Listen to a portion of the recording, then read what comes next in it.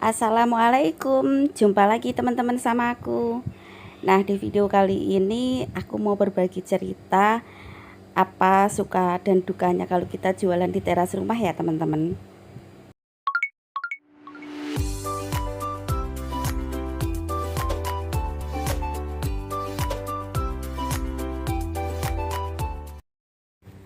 Nah, ini tuh aku baru buka ya teman-teman, tapi aku udah dapat pesanan kopi hitam seperti ini. Terus lanjut di sini aku mau majang-majangin persihutan aku karena masih kosong ya, belum aku keluarin dari freezer. Nah, ini aku mau pajang-pajangin seperti ini.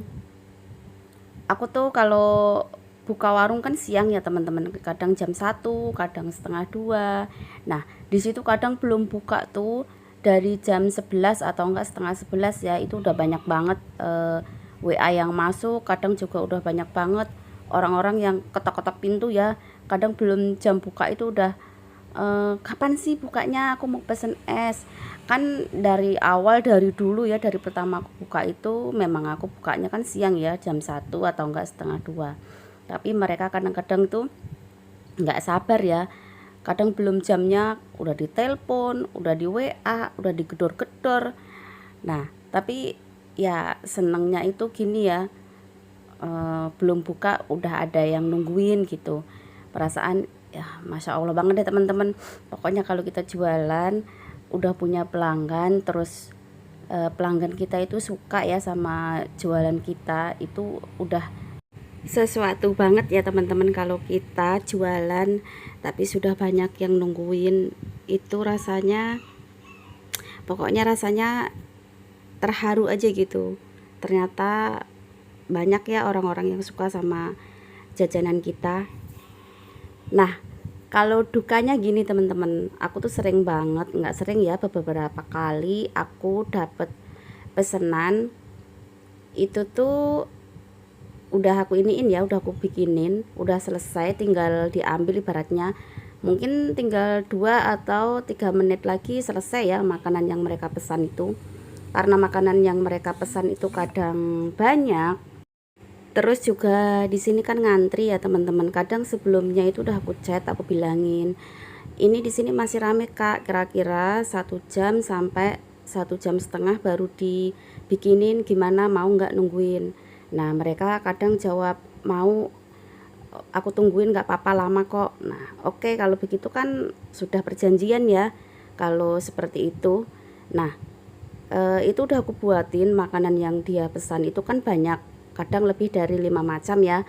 Nah itu aku buatin, setelah selesai mungkin tinggal 2 atau 3 menit lagi kelar ya makanan yang dia pesan. Tiba-tiba dia sepihak batalin pesanan itu ya, dengan alasan nggak jadi, soalnya teman-teman yang lain udah pesan makanan yang lain.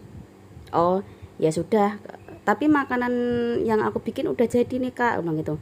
Iya tapi kita nggak jadi pesen Mama Diva gitu. Oh oke lah, nggak apa-apa, nggak apa-apa aku bilang gitu. Ya udah kalau nggak jadi nggak apa-apa. Aku tuh sedihnya gini teman-teman, posisi makanan sudah selesai, mereka baru batalin pesanan ya, sedangkan makanan ini kan sudah jadi. Tapi aku di situ ya udah nggak apa-apa lah, mungkin bukan rezeki aku di situ.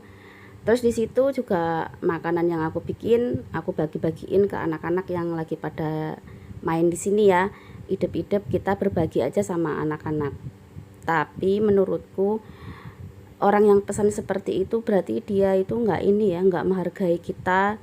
Jualan makanan yang seperti ini tuh untungnya seberapa, terus dia dengan seenaknya, dengan nggak ada rasa ininya ya, apa ya, menurutku membatalkan sepihak ya. Itu kan sudah perjanjian dari pertama aku bikin pesanan, kan memang aku udah ngomong ya ini lama, sekitar waktu sekian sekian, biasanya aku jelasin seperti itu.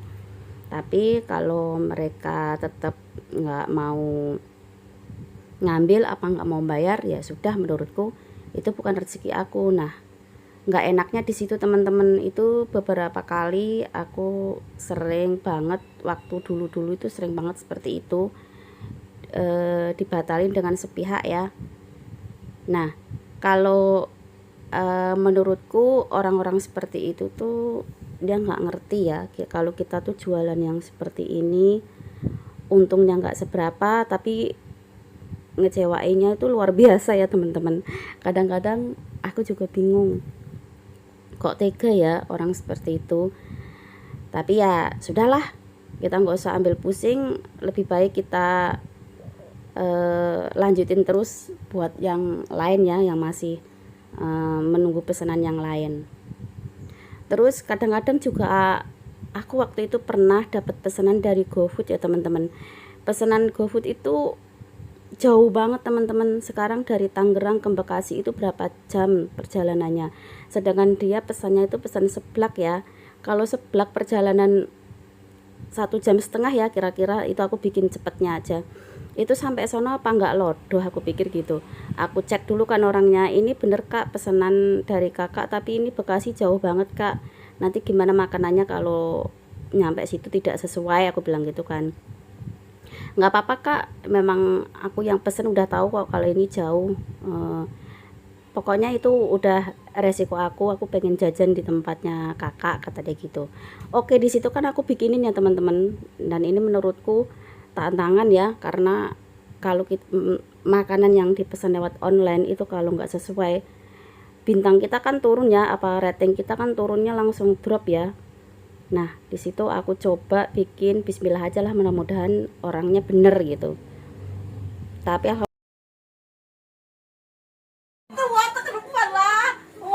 cheers. Ayo bayar dulu pakai GoPay. Transfer bank ya. Scan barcode ya?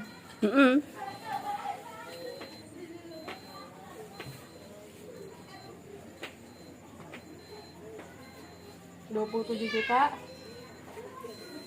jangan sampai 27 juta, sayang aku juga kebanyakan nggak kepake kan. Tutup ya. Iya. Ya, masya Allah. Gagal. Iya, enggak bener oh. Berhasil ya. Ya. Udah gitu doang. Udah gitu doang, makasih ya. Gimana makan seblak di sini gimana? Enak. Kurang apa? Harus ada ininya dong. Netizen tuh harus ada hal-hal yang nggak enak terus diomongin, jangan di belakang diomongin, di depan sekarang ngomong nggak apa-apa. Ngomong. Pokoknya rasanya beda dari mulut tetangga. Gue ngeliatin lu aja dah. Terus Beda dari mulut tetangga pokoknya rasanya. itu doang. Cukup segitu. Ya segitu saja. Berarti Ngeliat lu aja dah. Biar nggak grogi deh, biar nggak grogi. pokoknya kalau kita jualan di teras rumah itu harus bener-bener banyak sabar teman-teman. Kalau kita lagi ketemu sama orang yang baik, walaupun masakan kita kadang nggak enak ya, pasti dia bilang enak banget Mama Dipa masakannya. Padahal aku ketawa sendiri ya, padahal kan aku tadi masaknya kan lagi nggak enak, nggak kayak biasanya, tapi mereka bisa ngomong enak banget. Pokoknya nggak salah kalau jajan di Mama Diva itu selalu dibikin enak. Ya Allah, kadang aku bisa aja orang yang kayak gitu ya. Terus kalau ketemu sama orang enak itu dia jajan tuh kadang habis 10.000 seandainya ya, dia itu bisa bayar 20.000 atau 15.000. Ini kelebihan kak, aku bilang gitu. Nggak apa-apa, terima kasih karena sudah dibikinin makanan yang super enak banget. Pokoknya kalau kita jualan di teras rumah itu banyak banget ya, ada suka dukanya itu banyak banget kalau kita ceritain. Kalau kita inget-inget ya Allah, kadang-kadang ada orang yang baik banget, terus kadang-kadang ada orang yang bikin kita jengkel, tapi dibalik orang yang kadang bikin kita kecewa itu di belakangnya itu nanti setelah itu ya teman-teman, itu ada orang yang lebih baik dari yang sebelumnya. Makanya kalau aku ada orang yang kadang gitu ya, yang suka ngecewain, ya udahlah biarin, nanti mudah-mudahan dapat ganti orang yang lebih baik gitu teman-teman. Karena kalau kita jualan di teras rumah itu kan bertemu sama orang banyak ya, versi orang itu kan beda-beda, jadi kita harus ngerti satu sama lain. Ya seperti itulah teman-teman, ceritaku kalau aku jualan di teras rumah itu seperti itu. Ini video udah sampai kemana ya, jadi ngomongnya ngalor ngidul kayak gitu. Semoga teman-teman itu nggak bosen sama videoku, nggak bosen dengan celoteh aku yang nggak jelas ini, karena pengalaman kalau jualan di teras rumah itu lucu ya teman-teman. Apalagi kalau sama anak kecil-kecil itu kadang-kadang ada yang bikin kita emosi, ada yang bikin kita ketawa, kadang juga kita kangen sama mereka kalau nggak datang. Kemana ya nih anak nggak kesini, tapi kalau dia datang kadangnya bikin rusuh, tapi seru gitu teman-teman. Oke lah teman-teman, terima kasih yang sudah nonton videoku, semoga bermanfaat. Jumpa lagi di video berikutnya ya. Assalamualaikum warahmatullahi wabarakatuh. Bye.